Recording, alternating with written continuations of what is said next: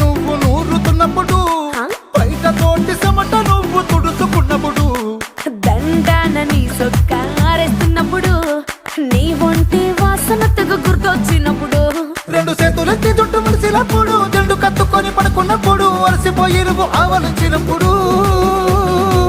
వచ్చుండై feelings వచ్చి వచ్చి చంపేస్తు